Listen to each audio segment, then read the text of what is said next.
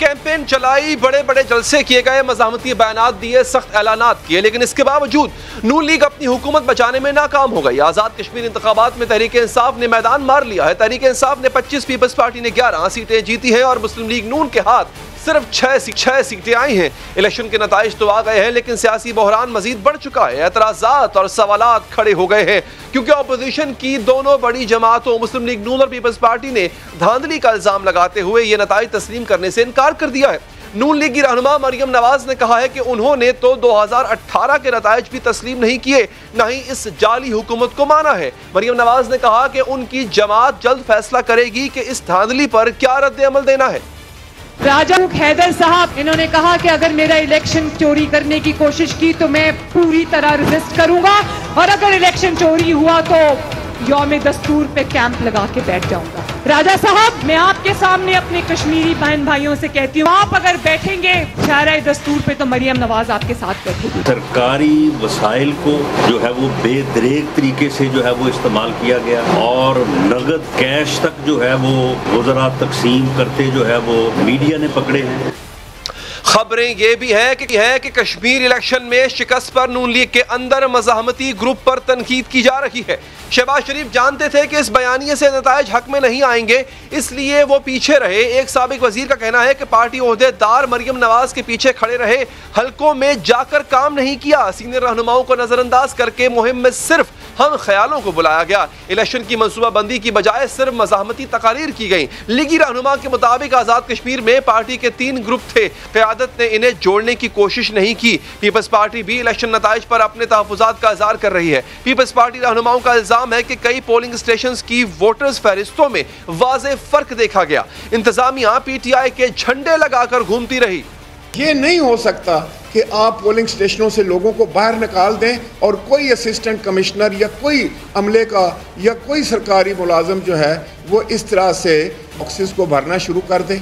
तो क्या ये इंतखाबात है जिसकी नवीद आपने सुनाई थी? जबकि जमीयत उलमा इस्लाम के सरबराह मौलाना फजलुर रहमान भी कह चुके हैं कि वो तहरीक इंसाफ की जीत तस्लीम नहीं करेंगे। इमरान खान जाली और डमी वजीर जानिब अपोजिशन जमातें नताइज तस्लीम करने से इनकारी हैं। दूसरी जानिब वजीर आज़म इमरान खान ने कामयाबी के बाद कहा है कि वो आवाम के शुक्रगुजार हैं और कश्मीर का मसला आलमी फोरम पर उठाते रहेंगे।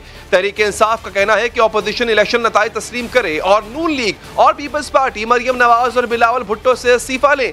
इसके जवाब में नून लीग की तर्जुमान मरियम औरंगजेब कहती हैं, अब आटा, चीनी, बिजली, गैस और वोट चोर इस्तीफा देंगे। वज़रा के झूठ बोलने से इलेक्शन चोरी की हकीकत नहीं बदलेगी। अगर नून लीग और पीपल्स पार्टीज कोई उनमें रमक भी है पार्टी की, तो उनको चाहिए कि वो बिलावल भुट्टो से और मरियम नवाज शरीफ से इस्तीफा ले ले। बहैसियत चेयरमैन पीपल्स पार्टी और बहैसियत नायब सदर मुस्लिम लीग नून, उनको अपने ओहदों से इस्तीफा दे देना चाहिए और खुद भी उनमें अगर कोई थोड़ी बहुत सियासी तौर के ऊपर कोई शर्म है और इतनी बड़ी शिकस्त की जिम्मेदारी उन्हें कबूल करनी चाहिए। आज़ाद कश्मीर इलेक्शन के दौरान पुरतशद्दुद वाक़यात भी देखने में आए। कई मकामात पर सियासी जमातों के दरमियान तसादुम हुआ। कोटली में हल्का LA-12 में पोलिंग स्टेशन में पीपल्स पार्टी और PTI कारकुनों की तल्ख कलामी ने खूनी तसादुम की शक्ल इख्तियार कर ली। फायरिंग से 2 अफराद जाँ बहक हो गए। अलीपुर चट्ठा के पोलिंग स्टेशन में PTI और नून लीगी कारकुन गुत्थम गुत्था हो गए, जिस पर पुलिस ने कई अफराद को हिरासत में ले लिया। लीगी रहनुमा अता तारड़ ने साथियों की गिरफ्तारी पर एहतजाज किया और पुलिस ने तल्ख कलामी होने पर इन्हें भी गिरफ्तार किया।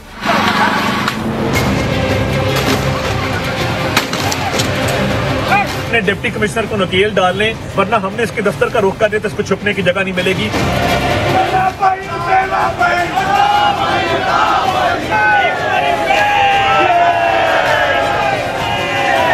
इस इलेक्शन ने बड़े बड़े सियासी बुर्ज उल्टाए हैं। कई लीगी वज़रा को अपनी सीटों से हाथ धोना पड़े हैं। लेकिन अब सवाल यह है कि अपोजिशन की दोनों जमातें नताइज तस्लीम करने से इनकार कर रही हैं। इनका आइंदा का लाए अमल क्या होगा? क्या वो कोई कानूनी चाराजोई करेंगी? और सवाल तो यह भी है कि इतनी ज्यादा कैंपेन के बाद नून लीग हारी क्यों? पूछेंगे नून लीग के रहनुमा मुसद्दिक मलिक साहब से। मलिक साहब, शवक्त का सर, हार की वजह क्या समझते हैं आप? आपने कैंपेन की, आपको लगता है कि आपकी कैंपेन ठीक थी, अगर हुकूमत भी आपकी थी जो आपके हाथ से चली गई, तो हार की वजह और शिकस्त तस्लीम ना करने की वजह क्या है?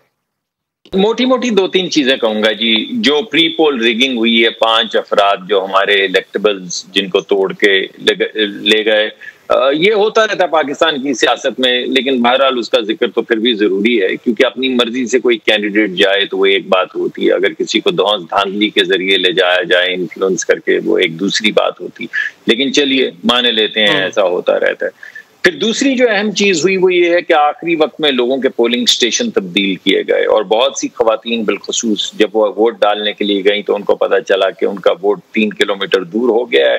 کچھ خواتین کا شادی سے پہلے کے جو گاؤں تھے, ان کے آبائی گاؤں تھے, ووٹ وہاں پہ شفٹ کر دیا گیا. چلیے اس کو بھی چھوڑ دیجیے, ہو جاتا ہے ایسے. تیسری جو اہم چیز ہوئی کہ ان اہلکاروں کو جن کو بلایا گیا تھا کہ وہ حفاظت کریں الیکشن کی, ان میں سے کچھ میں آپ کو اسپیسیفکلی بتا سکتا ہوں کہ چناری بازار میں کچھ سرکاری اہلکار جو ہیں وہ پی ٹی آئی کے جھنڈے لے کر گھومتے رہے, جس کے اوپر الیکشن کمیشن کو شکایت کی گئی, جو الیکشن کمیشن نے مانی, اور الیکشن کمیشن نے حلقہ نمبر 32 سے ان کو حلقہ نمبر 33 پہ میں بھیج دیا, جہاں پہ وہ لمیہ بازار کے اندر وہی جھنڈے اٹھا کے پھرتے رہے. چلے ہو سکتا ہے ایسا بھی کچھ ہو جاتا ہو, لیکن پھر آپ نے صبح کے وقت دیکھا کہ وہ سہیلی سرکار کا جو پولنگ اسٹیشن جو مظفر آباد میں ہے, آپ نے خود دیکھا وہ ٹیلی ویژن پہ چلا بھی کلپ, جس میں پی ٹی آئی کی جو گاڑی تھی, جو اراکین اور لیڈران تھے, وہ پولنگ کے اراکین کو لے کر آئے اور پولنگ کا سارا سامان ان کی حفاظت میں پہنچایا گیا پولنگ اسٹیشنز تک. یہ بھی شاید ہو جاتا ہوگا الیکشنز کے اندر. پھر ہم نے آپ نے وہ کل میں نے ایک پریس کانفرنس کی تھی, نہ جانے آپ نے دیکھی یا نہیں, جس میں میں نے بڑے اسپیسیفک پولنگ اسٹیشنز کا ذکر کیا. LA 32 میں polling station number 49, polling station number 54-55, polling station number 96, polling station number 163, polling station number 164, polling station number 3 جو رمسار کا تھا. یہ وہ جگہیں ہیں جہاں پہ کچھ جگہوں کے اوپر تو آتشی اسلحہ استعمال کیا گیا, اور باقی جگہوں کے اوپر پی ایم ایل این کے جو پولنگ ایجنٹ تھے ان کو نکالا گیا اور وہاں پہ دھاندلی کی گئی. اسی طرح کی میرے پاس پوری لسٹ ہے LA 30 میں ذرا دیکھ لوں غلط نہیں بتاؤں, LA 33 کی میرے پاس لسٹ ہے, تو میں وہ بھی فراہم کر سکتا ہوں. کل میں نے پریس ٹاک میں ان کا ذکر بھی کیا ہے. تو میں یہ سمجھتا ہوں کہ جب آپ ان تمام چیزوں کو دیکھیں اور پھر آپ ان کو جائزہ لینے کے بعد وہ تمام کلپس چلائیں جس میں ایک وفاقی وزیر جو ہیں وہ 5-5 ہزار کے نوٹ کی گڈیاں لے کر جا رہے ہیں اور لوگوں کو پیسے دے رہے ہیں, یا وہ جس میں انہوں نے کہا کہ جو اتنے پیسے دوں گا تو اتنے ووٹ ملیں گے, وہ سن لیجئے, یا آپ وہ چلا دیجئے جس میں جو الیکشن کمیشن ہے وہ کہہ رہا ہے کہ فلاں فلاں صاحب کو نہیں آنا چاہیے AJK میں, اور وہ پرائم منسٹر کے پہلو میں کھڑے ہیں, ان کے ہیلی کاپٹر میں چڑھ کے گئے, تقاریر کی, وہاں پہ کیمپین کرتے رہے. اچھا, ویسے مصدق ولی صاحب آپ نے پری پول ریگنگ کا ذکر کیا اور جو فیکٹرز آپ کو لگتا ہے جو جنہوں نے آپ کو ہروایا ان کا ذکر کیا, صرف پری پول مس مینجمنٹ بھی تو کہیں آڑے آتی ہے. آپ کی اپنی پارٹی کے اندر تفریق, گروپ بندی, 3 گروپ بنے ہوئے ہیں. کسی نے کہا کہ جی آپ کسی وزیر نے کہا ہے کہ جناب یہ تمام لوگ جو ہیں وہ مریم صاحبہ کے پیچھے کھڑے رہتے تھے, یعنی جو حکومتی آپ کے جو اہم جو عہدیداران ہیں پارٹی کے, وہ اپنے اپنے حلقوں میں نہیں گئے, وہ مریم صاحبہ کے ساتھ سٹیج پہ کھڑا ہونا پسند کرتے تھے. وہ لوگ اپنی گروپ بندی کا شکار ہوتے تھے, انہوں نے اپنی مہم سے طرح نہیں چلائی. تو یہ بھی تو فیکٹرز ہیں نا مصدق ملک صاحب جس نے جو آپ کی ہار کا سبب بنے.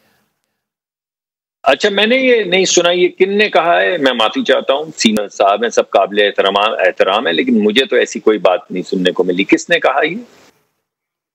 ملک صاحب یہ دیکھیں, یہ تاثر ہے نا, ایک تاثر آپ کی جماعت کے اپنے لوگوں کے, میں آزاد کشمیر کے عہدیداران کی بات کر رہا ہوں, ان کے بیانات, ان کے سٹیٹمنٹس, اور ایک صاحب جو ہیں وہ سہیل گجر صاحب وہ بھارت سے مدد مانگ رہے ہیں. تو تاثر تو یہی ملا کہ آپ کی پارٹی اتنی مس مینجڈ ہے ان آزاد کشمیر کہ ان کو پتہ ہی نہیں تھا کہ مہم شروع کہاں سے کرنی ہے, ختم کہاں پہ کرنی ہے, کدھر جانا ہے, کدھر نہیں جانا. صرف ایک بیانیہ تھا, اس میں تند و تیز تقاریر تھیں اور کچھ نہیں تھا. نہیں, دیکھیے پہلی بات تو یہ کہ میں نے آپ کی یہ بات کسی سینئر عہدیدار سے سنی نہیں ہے, جس کی وجہ سے میں نے آپ سے یہ سوال پوچھا. لیکن اگر آپ کا سوال جنیرک ہے تو مجھے وہاں پہ تو جھول نہیں نظر آیا. دیکھیے نا, اگر ہمارے وہاں پہ پولنگ ایجنٹس موجود نہ ہوں تو میں آپ کی بات مان جاؤں گا, لیکن اگر پولنگ ایجنٹس موجود ہوں اور ان کو دھکے دے کر باہر نکال دیا جائے, ایک صاحب کو تو ہارٹ اٹیک ہو گیا اس وجہ سے کہ انہوں نے تکرار کی, وہاں پہ دھکم پیل ہوئی, ان کو ہارٹ اٹیک ہو گیا.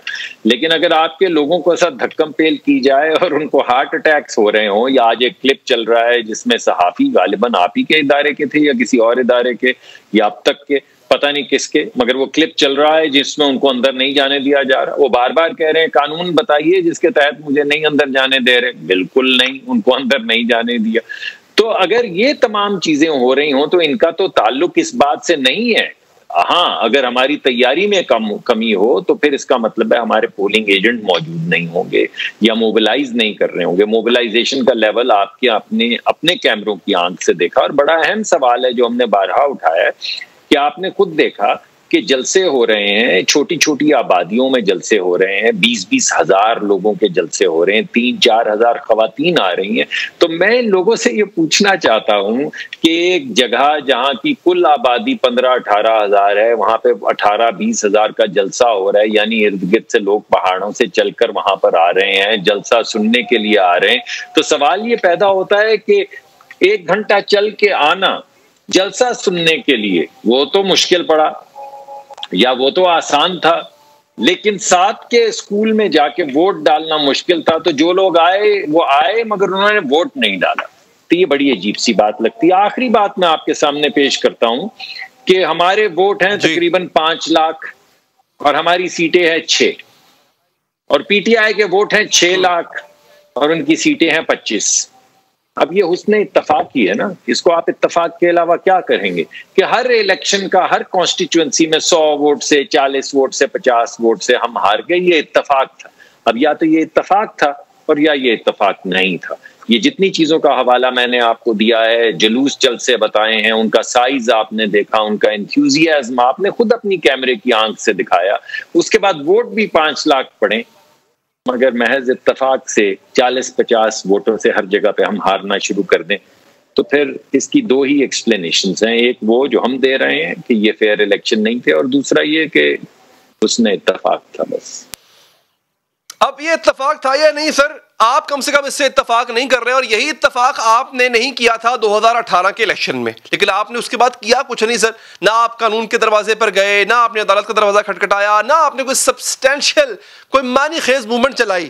اب بھی آپ انکار کر رہے ہیں ماننے سے ان انتخابات کے نتائج کو, تو اب کریں گے کیا سر آپ؟ بس صاحب وہ کیا مصرع ہے, کہہ رہا ہوں دل کو پیٹوں کے رونگ جگر کو میں. پاکستان کی سیاسی تاریخ میں آپ جگر پیٹ سکتے ہیں, آپ ماتم کر سکتے ہیں, آپ احتجاج کر سکتے ہیں, اور اس کے علاوہ آپ کیا کریں گے؟ تو میرے خیال میں ہم وہی کریں گے ہم نے شکایات جمع کروائی ہیں, امید ہے ان کے اوپر کوئی قدم اٹھایا جائے گا. اس کے علاوہ اگر کسی جگہ پہ پروٹیسٹ کرنا ہوگا تو پروٹیسٹ کریں گے. اگر تو حکومت کا رویہ یہ ہے, جیسا کہ آپ کو معلوم ہے ابھی حکومت نے ایک قانون پاس کیا ہے جس میں اگر کسی پہ منی لانڈرنگ کا شک ہو, دوبارہ آپ کو بتا دوں فیٹف کی آڑ میں یہ بل پاس کروایا ہے دونوں ہاؤسز سے, کہ اگر کسی پہ منی لانڈرنگ کا شک ہو, کسی ایویڈنس کی ضرورت نہیں, شک ہو, تو صرف ایک صاحب سیکرٹری انٹیریئر سیکرٹری جو ہیں وہ آپ کی پراپرٹی ضبط کر سکتے ہیں, آپ کے بینک اکاؤنٹ ضبط کر سکتے ہیں اور آپ کو اریسٹ کر سکتے ہیں بغیر کسی نوٹس کے.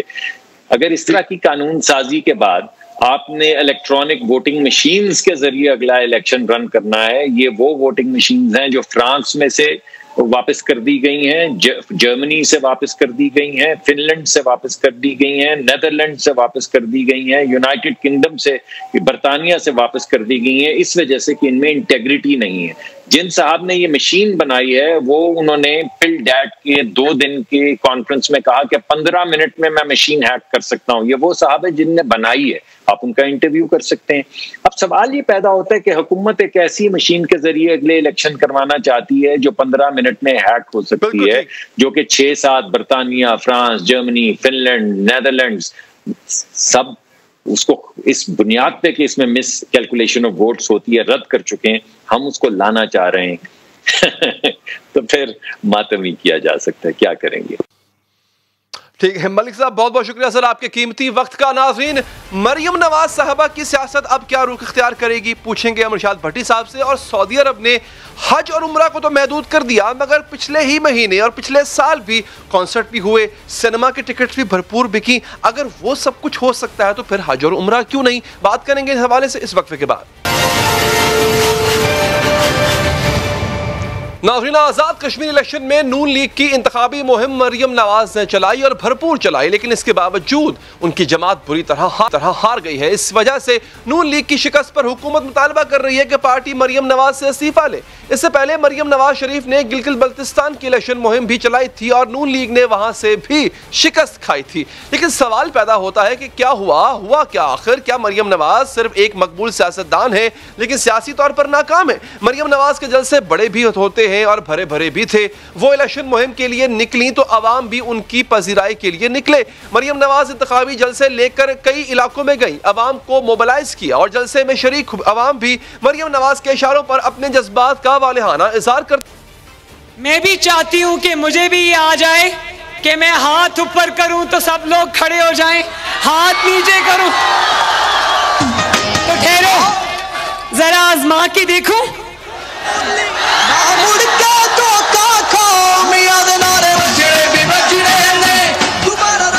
واہ، زندہ باد، مزہ آ گیا. مریم نواز جہاں جاتی تھیں وہاں ان کا والہانہ استقبال کیا جاتا تھا. جلسہ گاہ میں عوام امڑ آتے تھے، ان کے لیے نعرے لگائے جاتے تھے اور یہ جلسے دیکھ کر تاثر پیدا ہوتا تھا کہ میدان نون لیگ ہی مارے گی. میری آواز تیری آواز، میری آواز تیری آواز.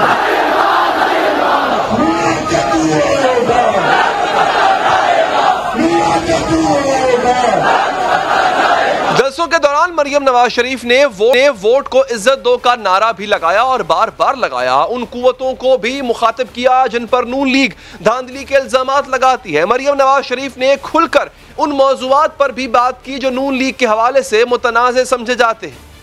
تو میڈیا کا ایک حصہ ان سے تو مجھے یہی سننے کو ملتا تھا کہ نواز شریف اور مریم نواز فوج کے خلاف ہیں اور فوج نواز شریف اور مریم نواز کے خلاف ہے. ان پروپیگینڈسٹ کے منہ پہ تب تھپڑ پڑا جب ہر فوجی جوان جو میرے راستے میں کھڑا تھا اس نے سینے پہ ہاتھ رکھ کے میرا استقبال کیا. ایک فوجی نے میری گاڑی روک کر مجھے یہ کہا، آپ کی سپیچز ہم ریڈیو پہ سنتے ہیں. مریم نواز کے جلسوں میں انداز خطابت بھی مزاحمت کا رنگ لیے ہوئے تھا. انہوں نے کئی بار ان خدشات کا اظہار کیا کہ ووٹ چوری کر کے نون لیگ کو ہرا دیا جائے گا، لیکن ان خدشات کا اظہار کرتے ہوئے بھی ان کے بیانات میں تنبیہ اور تھی. کھول کر سن لو، تمہارے حلق سے چوری شدہ سیٹیں نکلوانے کا ہنر آ گیا ہے. راجہ فاروق حیدر کا جیتا ہوا الیکشن اگر تم نے چوری کیا تو یاد رکھو مریم نواز شریف آخر تک تمہارا پیچھا کرے گی. اگر آزاد کشمیر کا الیکشن چوری کرنے کی کوشش کی تو اس کا تمہیں عمران خان بہت بڑا نقصان ہونے والا ہے. یہ بات کو تم تنبیہ سمجھو. مسلم لیگ نون اب وہ پرانی مفاہمت پسند جماعت نہیں ہے، اب مزاحمت کرنا سیکھ گئی ہے. مریم نواز کے انداز گفتگو سے ان کے دبنگ مخالف بھی خائف نظر آئے. وفاقی وزیر شیخ رشید نے کہا مریم نواز کی سیاست کو اس کی زبان تباہ کر دے گی. مریم نواز کی سیاست کو اس کی زبان تباہ کر دے گی. بد نصیب ہے نواز شریف جو جی ایچ کیو کے گیٹ کی پیداوار ہے، اور ظلم کی بات یہ ہے کہ اسی فوج کے خلاف بدزمانی کرتا ہے. ساری زندگی لگا رہے، یہ لوگ اقتدار کا منہ نہیں دیکھ سکیں گے. بات کرتے ہیں اسی حوالے سے. ہمارے ساتھ اس وقت موجود ہیں سینئر صحافی تجزیہ نگار جناب ارشاد بھٹی صاحب. بھٹی صاحب بہت شکریہ آپ کے قیمتی وقت کا. سر، کیا یہ شیخ صاحب صحیح کہہ رہے ہیں کہ مریم نواز موبلائز تو بہت اچھا کر لیتی ہیں، عوام کو نعرے بھی اچھے لگ جاتے ہیں، لوگ بھی آ جاتے ہیں ان کا جلسہ سننے کے لیے، تو کیا یہ ان کی زبان ہے، ان کی تلخ طبیعت ہے ایک خاص حلقے کے بارے میں، وہ وجہ بنتی ہے ان کی شکست کی؟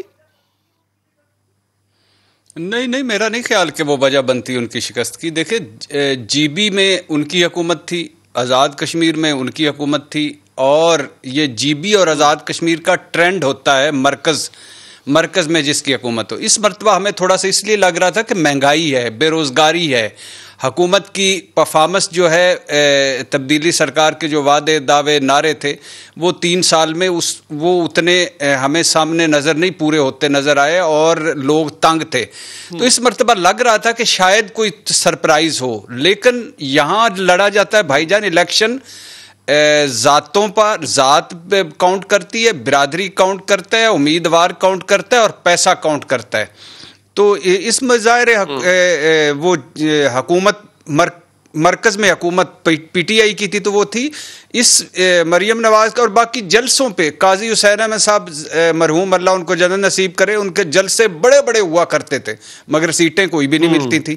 تو یہ جلسے جی بی میں ہم نے کئی بار دیکھا کہ جو وہ کئی مرتبہ آپ کے ہمارے میڈیا پہ دکھایا انہوں نے کہ جو بلاول کے جلسے میں ہوتے تھے لوگ وہ مریم نواز کے جلسے میں بھی ہوتے تھے اور وہی آگے پی ٹی آئی کے جلسے میں ہوتے تھے. تو ایک تفریح سمجھی جاتی ہے جلسوں میں جانا, نعرے مارنا, اور پھر آخر پہ جب ذات برادری امیدوار کاؤنٹ کرتا ہے اور وہ جیت جاتے ہیں.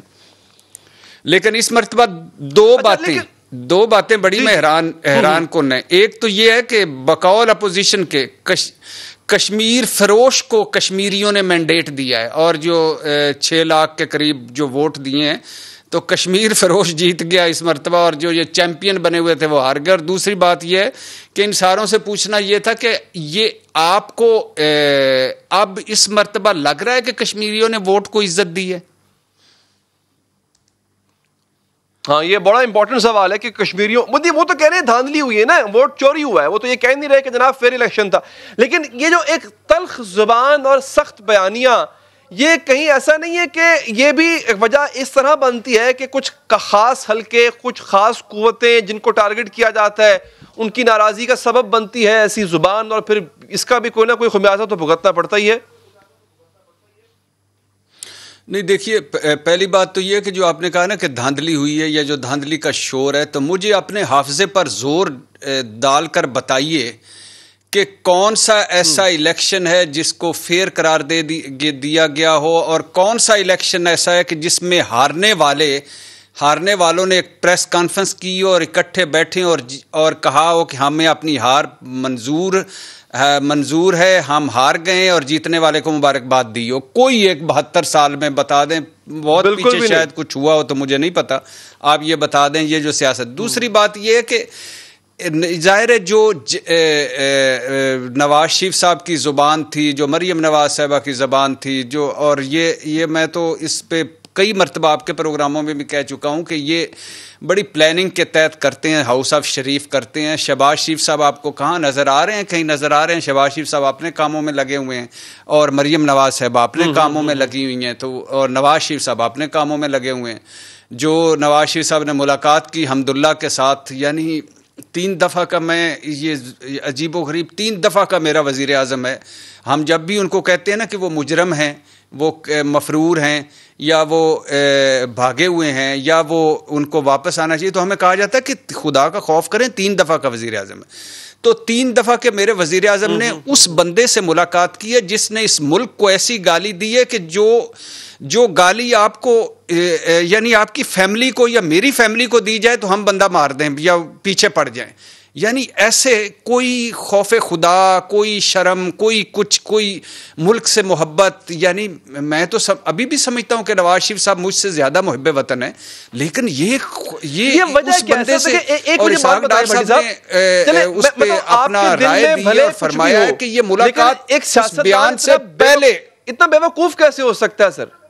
یہ بیوقوف کیسے ہو سکتا ہے سیاستدان کو؟ اس کو پتا بھی ہے کہ یار یہ بندہ ٹھیک نہیں ہے, ہمارے ملک کو اس نے گالی دی ہے, میں ملاقات بھی کر رہا ہوں, تصویر بھی کھنچوا رہا ہوں, تصویر پوسٹ بھی کر رہا ہوں سوشل میڈیا پہ, کیسا بھی کوئی نہ ہو, بیوقوف کیسے ہو سکتے ہیں سر اتنے؟ اس پہ 2 تھیوریز ہیں. ایک تو دیکھیے, ایک تو حسن نثار صاحب ہمارے استاد مکرم, ان کی تھیوری, وہ کہتے ہیں جی ان کو نہ کچھ کریں, وہ دشمنی میں یا اقتدار سے دوری میں یا کسی اور وجہ سے وہ بہت آگے نکل گئے اور دماغی طور پہ اب وہ کچھ بھی کرنے کو تیار ہوتے ہیں, نمبر 1. دوسری بات یہ ہے کہ آپ نفرت اور محبت میں چیزوں کو مکس ایسا کر جائیں کہ نواز شریف صاحب یا کسی بھی اسٹیبلشمنٹ, کسی ادارے, کسی شخص سے بڑا ہے پاکستان, تو بس وہ آپ مکس کر جائیں کہ آپ کی انائیں، آپ کی ضدیں، آپ کا اپنا آپ جو ملک سے بڑا ہو جائے تو وہ بھی ایک ہوتا ہے. تیسرے اب یہ بات جہاں تک آپ نے ابھی یعنی یہ اس کی کوئی جسٹیفیکیشن ہے کہ میٹنگ پہلے ارینج ہو گئی تھی، جب بیان دیا تھا تو وہ ختم کر دیتے. تو اچھا دوسری آپ نے کہا کہ اس کی ناراضگی مریم نواز کی زبان سے جی کیا فرق کہا؟ میں عرض کر رہا ہوں کہ بڑے بڑے صدارتی دورے منسوخ ہو جاتے ہیں ذرا سی بات پہ. تو یہ کون سی کوئی اتنی امپورٹنٹ میٹنگ تھی جو نہ ہوتی تو ملک کا فیوچر داؤ پہ لگ گیا تھا؟ ہاں اسی وجہ سے تو یہی گلے ہیں نا میاں محمد نواز شریف صاحب سے کہ یعنی چند گھنٹے پہلے نریندر مودی کابل میں پاکستان کے خلاف عرضہ سرائی کرتا ہے اور چند دن پہلے وہ بنگلہ دیش میں فرماتا ہے کہ پاکستان توڑنے میں میرا ہاتھ ہے اور میں نے عملی طور پر حصہ لیا، اور پھر وہ رائے ونڈ میں پائے جاتے ہیں اور کوئی سٹیک ہولڈر اور ملک کا ادارے کا نہیں موجود ہوتا اور وہ پگ بھی ہوتی اور ہیپی برتھ ڈے کا بھی ہوتا ہے، اور اسی طرح جی حمداللہ اور اسی طرح یہ سارے. تو یہ ساری چیزیں اب آپ کے سامنے ہیں. ایک شخص جس کو اس ملک نے عزت دیا، مقام دیا، نام دیا، اور اس کو ریٹرن میں کیا دے رہے، یہ ان کا اور ان کا معاملہ ہے.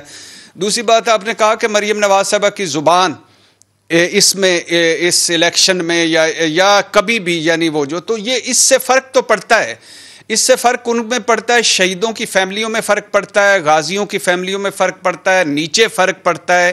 آپ جب آپ کی زبان یہ ہوگی. میں وقت کم ہے سر، میں آپ کی بات کاٹ رہا ہوں، میں انتہائی معذرت کے ساتھ، لیکن انتہائی مشکور ہوں کہ آپ نے وقت نکالا، آپ تشریف لائے اور آپ نے اپنی قیمتی رائے سے آگاہ کیا. میں ایک بات کر دوں بھٹی صاحب، صحت کے لیے میں آپ سب سے کہوں گا، جتنے بھی دیکھنے والے ناظرین ہیں ان کی صحت کے لیے دعا کریں. بیمار رہے، ہمارے بڑے پیارے دوست ہیں، اللہ تعالیٰ ان کو صحت اور زندگی اور عمر دراز عطا فرمائے. بہت شکریہ آپ کا. آگے بڑھیں گے ناظرین. جی اور ارادہ ہو تو کچھ بھی ہو سکتا ہے. اگر یورپ کے اسٹیڈیمز کو 5 لاکھ سے زائد افراد کے لیے کھولا جا سکتا ہے، کورونا کے دنوں میں بھی شائقین اسٹیڈیمز میں بیٹھ کر یورو کپ کے مزے لے سکتے ہیں. اگر امریکہ میں لاکھوں فٹ بال شائقین کے ساتھ کوپا کپ کا بڑا ٹورنامنٹ ہو سکتا ہے، کرکٹ کے میدانوں میں بھی شائقین کی موجودگی کھیل کو رونق بخش سکتی ہے، اور صرف کھیل ہی نہیں بلکہ دیگر تفریحی ہجوم بھی بحال ہو سکتے ہیں. تو پھر حج اور عمرے کی بحالی میں کیا دقت تھی؟ اگر سعودی عرب میں سینما گھروں کو کھولا جا سکتا ہے، سعودی شہروں جدہ اور ریاض میں میوزک کانسرٹس کروائے جا سکتے ہیں، تو حج مکمل طور پر کیوں نہیں بحال ہو سکتا؟ عمرہ کی مکمل بحالی میں اتنی تاخیر کیوں کی گئی؟ گزشتہ روز سعودی حکومت کی طرف سے اعلان سامنے آیا ہے کہ یکم محرم سے بیرون ملک کے عمرہ زائرین کے لیے عمرہ سیزن کھولنے کا فیصلہ کیا گیا. حرمین شریفین کی ویب سائٹ پر جاری ہدایات میں کہا گیا ہے کہ عمرے پر آنے والوں کے لیے فائزر، موڈرنا، آسٹرازینیکا اور جانسن اینڈ جانسن کی ویکسین لگی ہونی چاہیے. ان ویکسینز کی دونوں خوراکیں لگوانے والوں کو عمرے پر آنے کی اجازت ہوگی، لیکن اس اجازت کے ساتھ 9 ملکوں کے لیے امتیازی ہدایات بھی جاری کی گئی ہیں. پاکستان اور بھارت سمیت 9 ممالک کے شہروں کو سعودی عرب آنے سے پہلے کسی تیسرے ملک میں 14 دن کا کوارنٹین کرنا ہوگا.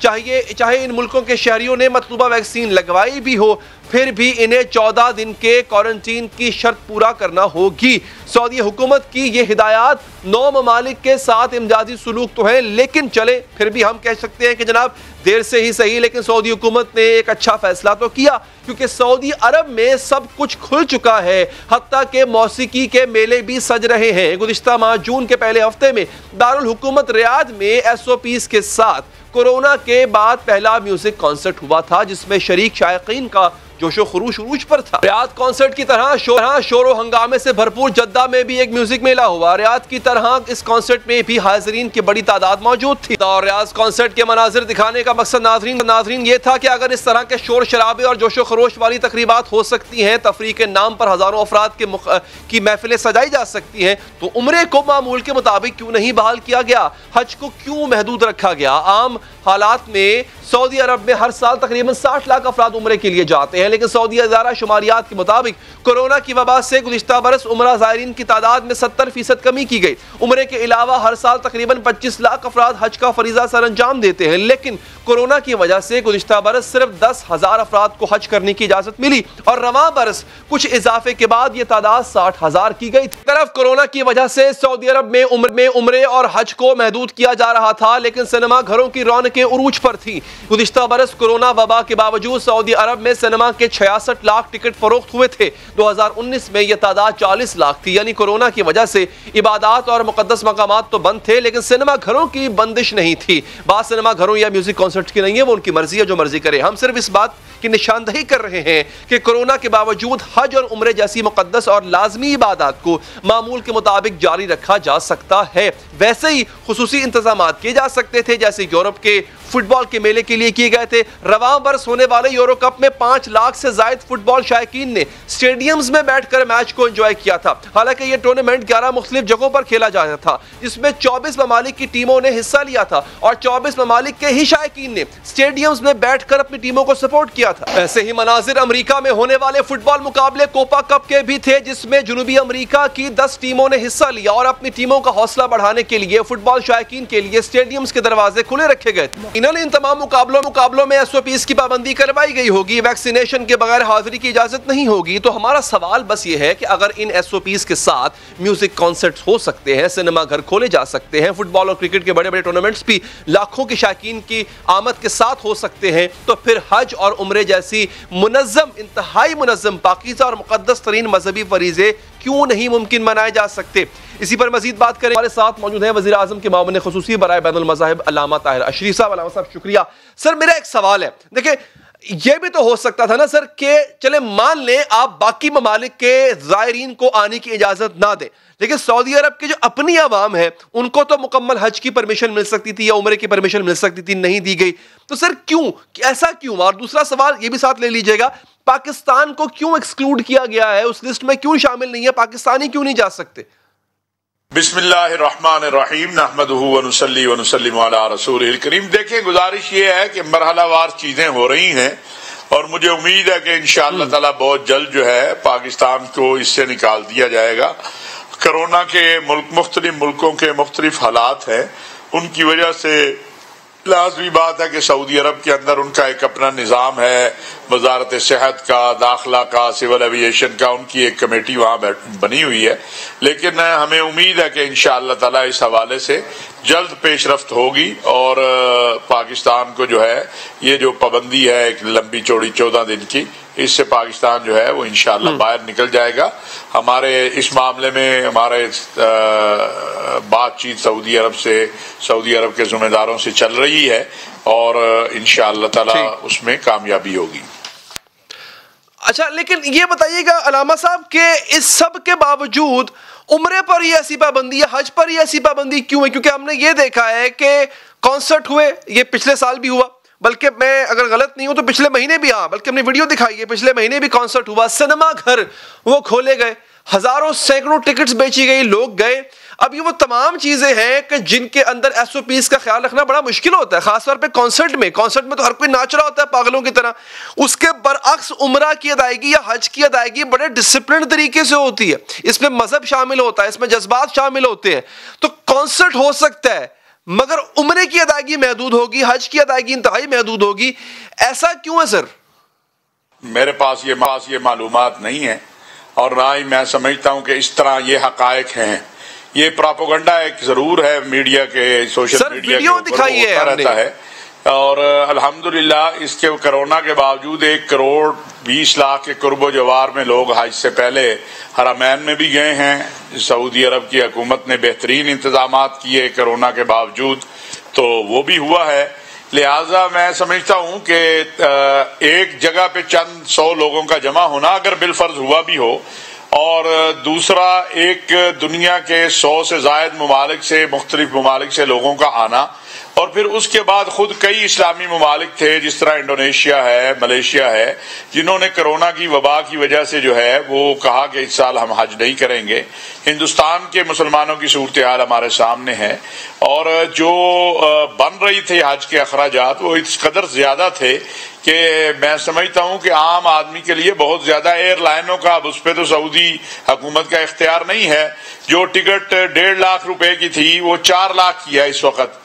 یہ چونکہ وہ جہازوں میں سیٹیں کم ہوتی ہیں فاصلے کی وجہ سے وہ سارا، تو میں نہیں سمجھتا سعودی حکومت نے کہیں کوئی کمی کی ہے. اس کے باوجود انہوں نے بہترین دونوں سالوں میں حج کے انتظامات کیے اور الحمدللہ اب 60,000 لوگوں نے کیا حج. کوئی ایک مریض کرونا کا نہیں نکلا. آئندہ سالوں میں انشاءاللہ اسی طرح عمرہ حج بحال ہو جائے گا جس طرح تھا. تو ہمیں مثبت چیزوں کی طرف دیکھنا چاہیے اور مثبت چیزیں بہت زیادہ ہیں. میں نے تو دیکھیں علامہ صاحب عرض یہ ہے کہ ہم نے ویڈیوز دکھا دی ہیں. اب ان ویڈیوز میں آپ نے خود دیکھ لیا کس طرح ناچ گانا ہو رہا ہے. چلیں ٹھیک ہے, وہ ان کی مرضی, ناچ گانا کریں جو مرضی کریں, مگر اگر وہ ہو سکتا ہے تو وہی میرا عرض سی کہ یہ کیوں نہیں ہو سکتا. خیر آپ یہ بتائیے پاکستان جو اس لسٹ میں ہے اس کو نکالنے کے لیے کیا کر رہے ہیں, حکومت کیا کر رہی ہے, آپ کیا کر رہے ہیں سر؟ دیکھیے بات یہ ہے کہ ہمارے سفیر صاحب بھی اس پہ کام کر رہے ہیں, ہمارے وزیر خارجہ بھی کام کر رہے ہیں. کل انشاءاللہ سعودی عرب کے وزیر خارجہ ایک وفد اپنے کے ساتھ آ رہے ہیں پاکستان, اور وزیر اعظم آفس اس حوالے سے بہت کنسرن ہے کہ جو ہمارے پاکستانی یہاں ہیں سعودی عرب میں کام کرتے تھے ان کی بہت بڑی تعداد ہے, باقی عمرہ زائرین ہیں. تو انشاءاللہ تعالی ہر لیول پہ جو ممکن ہے وہ کیا جا رہا ہے اور انشاءاللہ بہت جلد اچھی خوشخبری ملے گی, اچھی خبر ملے گی. چلیں انشاءاللہ. بہت بہت شکریہ علامہ صاحب آپ کے قیمتی وقت کا. ناظرین لیں جی, جس کا ڈر تھا وہی ہوا, کورونا بے قابو ہو چکا ہے. بات کریں گے اس حوالے سے وقفے کے بعد. ناظرین وہی ہوا جس کا ڈر تھا. عید کی لاپرواہی اور بد احتیاطی کے سنگین نتائج سامنے آنے لگے. کورونا مثبت کیسز کی شرح اچانک 7.5% سے بلند ہو گئی ہے. مہلک ترین بھارتی قسم ڈیلٹا کے پھیلاؤ میں خطرناک حد تک اضافہ ہو گیا. ایک دن میں 3,752 کیسز رپورٹ ہوئے جو 3 ماہ کے بعد رپورٹ ہونے والے سب سے زیادہ کیسز ہیں. اور سب سے بری صورتحال کراچی کی ہے جہاں کورونا مثبت کیسز کی شرح 25% کو چھو رہی ہے. یعنی ملک میں سامنے آنے والے 3,700 کیسز میں سے 950 کیسز کا تعلق صرف کراچی سے ہے, جبکہ راولپنڈی میں یہ شرح 18% اور اسلام آباد میں 11% ہو چکی ہے. سنگین صورتحال کے پیش نظر کراچی میں پورے صوبے میں آج سے نئی پابندیاں لگا دی گئی ہیں جس کے تحت صوبے بھر کے تجارتی کاروباری مراکز, شاپنگ مالز اور دیگر کاروبار شام 6 سے صبح 6 بجے تک بند رہیں گے. شاپنگ مالز یا بڑے تجارتی مراکز میں واقع میڈیکل سٹورز, فوڈ کورٹ بھی شام 6 بجے کے بعد مکمل طور پر بند کیے جائیں گے, جبکہ جمعے اور اتوار کے روز کاروباری مراکز مکمل بند رہیں گے. نوٹیفیکیشن کے مطابق آج سے شادی ہالز کے ساتھ ساتھ ریسٹورنٹس اور انڈور آؤٹ ڈور ڈائننگ پر پابندی عائد ہوگی. ریسٹورنٹس سے ٹیک اوے رات 10 بجے تک, جبکہ ہوم ڈیلیوری سروس کی رات 12 بجے تک کی اجازت ہوگی. سرکاری اور نجی سیکٹر کے دفاتر میں 50% سٹاف حاضر ہوگا. سرکاری دفاتر میں جو وزٹرز ہیں ان کے داخلے پر پابندی ہوگی, جبکہ صوبے بھر کے تمام تعلیمی ادارے 31 جولائی تک بند رہیں گے. سکولز اور کالجز کے جاری امتحانات SOPs کے تحت منعقد ہوں گے. کاروباری پابندیوں کے حوالے سے کراچی کی تاجر برادری بھی اپنے تحفظات ظاہر کر رہی ہے. تاجر ایکشن کمیٹی کا کہنا ہے کہ اگر ہفتے میں 2 روز کاروبار بند رکھنے کا فیصلہ واپس نہ لیا گیا تو وزیر اعلیٰ ہاؤس کے باہر احتجاج کریں گے. کورونا کی چوتھی لہر پورے ملک کو اپنی لپیٹ میں لے چکی ہے. تاجر برادری احتجاج کی کال دے چکی ہے. بات کریں گے اسی حوالے سے. ہمارے ساتھ بھی موجود جمیل پراچا صاحب. پراچا صاحب بہت بہت شکریہ سر آپ کے قیمتی وقت کا. سر یہ بتائیے گا کہ آپ نے پہلے بھی کئی دفعہ ایسے ہی کہا کہ احتجاج کی کال ہم دے رہے ہیں, حکومت نے ہماری بات نہ مانی تو ہم احتجاج کریں گے. حکومت آپ کی بات ہر دفعہ نہیں مانتی ہے, لیکن سر اب ڈیلٹا ایک ایسی قسم ہے جس نے بھارت میں تباہی مچا دی. اس تباہی سے بچنے کے لیے آپ کو نہیں لگتا کہ آپ کو اس بار حکومت کا ساتھ دینا چاہیے؟ دیکھیں ہم حکومت کا ساتھ ہر فورم پہ دینے کو تیار تھے اور ہیں, لیکن حکومت کو بھی چاہیے کہ ہمارے ساتھ بیٹھ کے مشاورت کر کے کوئی لائے عمل تیار کریں. ہم نے منع نہیں کیا کہ 12 گھنٹے آپ بند کریں کاروبار, ہم 12 گھنٹے کے لیے کھلوائیں, 12 گھنٹے کے لیے بند کریں. ہم نے صرف ٹائمنگ پہ ہمارا مسئلہ ہے. ہم کہتے ہیں صبح آپ 10 بجے سے آپ 2 گھنٹے اور کم کر دیں, صبح 10 بجے سے رات 8 بجے تک کاروبار جاری رکھنے کی اجازت دیں. دوسری بات یہ ہے کہ آپ نے ابھی تک ہماری کے مطابق جو ہم نے اطلاعات لی ہیں 17,000 صرف ٹیسٹ کیے ہیں, اس میں سے آپ نے 25% نکال کے رکھ دیا ریشو کراچی کا, جبکہ کراچی کی 3 سے 3.5 کروڑ آبادی ہے اور اس آبادی کے تناسب سے یہ ناکافی جو ٹیسٹ ہیں. اگر یہی ٹیسٹ اگر 34,000 پہ جائیں گے تو میں سمجھتا ہوں کہ یہ آدھی شرح آدھی رہ جائے گی. تو آپ اس کو ذرا دوسرے طریقے سے بھی دیکھیں. آپ کے پاس ویکسین نہیں ہے, ہم کہہ رہے ہیں آپ ویکسینیٹ کریں لوگوں کو. لوگوں کی لمبی لمبی قطاریں ہیں. ہم نے اپنے دفتر کے اندر ویکسین لگانا شروع کی، 2 دن بعد آپ نے کہہ دیا کہ بھائی ہمارے پاس ویکسین ختم ہو گئی ہے. یہ کون سا طریقہ کار ہے؟ آپ بتائیں نا. اگر ہم ویکسین نہ لگوا رہے ہوں، ہم کوئی احتیاط نہ کر رہے ہوں، اس میں ہمارا کیا قصور ہے؟ شادی ہال پر مکمل پابندی عائد کر دی گئی. شادی ہالز کو بھی SOPs کے مطابق کچھ اجازت ملنی چاہیے. ریسٹورینٹ انڈور آؤٹ ڈور دونوں بند کر دیے گئے. ایک آؤٹ ڈور کم از کم اجازت دینی چاہیے آپ کو. ریسٹورینٹ کو کم از کم وہ لائے عمل اختیار کریں جس سے تاجر برادری دیوار سے نہ لگے. پہلے ہی ہم تو بہت نقصانات اٹھا چکے ہیں. پہلے ہی جو 3 لہریں پہلے آئی ہیں، وہ ان 3 لہروں میں تاجر برادری دیوار سے لگ گئی ہے. آپ صاحب آپ کے قیمتی وقت کا آپ کا موقف آ گیا. ناظرین، پروگرام کا وقت یہاں پر ختم ہو جاتا ہے. مجھے دیجیے اجازت. اللہ نے کے بعد